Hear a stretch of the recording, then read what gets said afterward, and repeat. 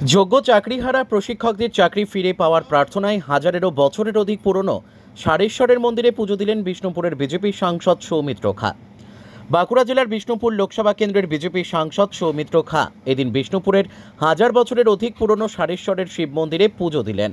পুজো দিতে দিতেই পুরোহিতের উদ্দেশ্যে বলেন যাতে যোগ্য চাকরিহারা শিক্ষকরা তাদের চাকরি ফিরে পায় এবং বাবা সারেশ্বরের মন্দিরে পুজো শেষে সাংসদ বলেন বিষ্ণুপুর যাতে ভালো থাকে, পশ্চিমবঙ্গ যাতে ভালো থাকে সেই প্রার্থনা করলেন। পাশাপাশি তিনি বলেন ঠাকুর তার সব কথা শোনেন এবং আশীর্বাদ করেন, তাই যারা যোগ্য চাকরি প্রার্থী তারা যেন তাদের চাকরি ফিরে পান।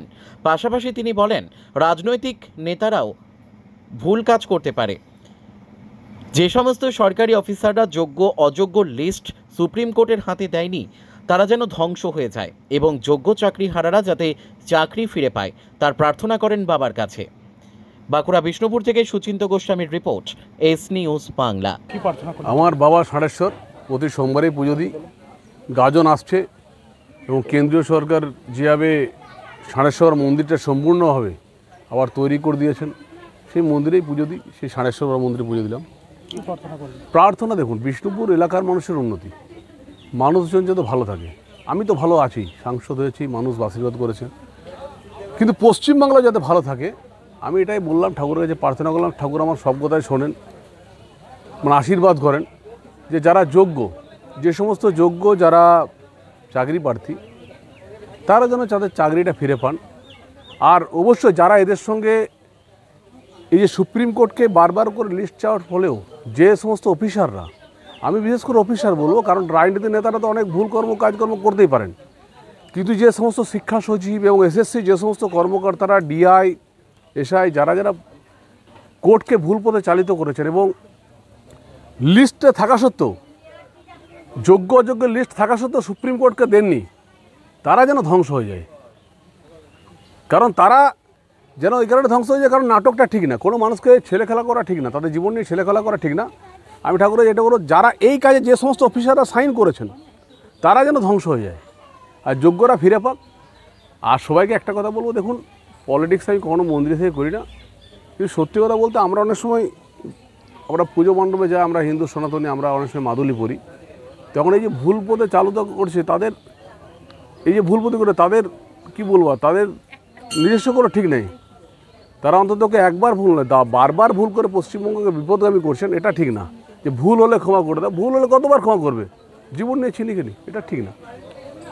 কিন্তু ঠাকুর দর্শন বঞ্চিত, যেমন শিক্ষকরা যারা হয়েছে, বঞ্চিত শিক্ষকরা হচ্ছে মাননীয় মুখ্যমন্ত্রীর জন্য, শুধু একগুয়েমিদের জন্য, শুধু একগুয়েমি, আর কিচ্ছু না।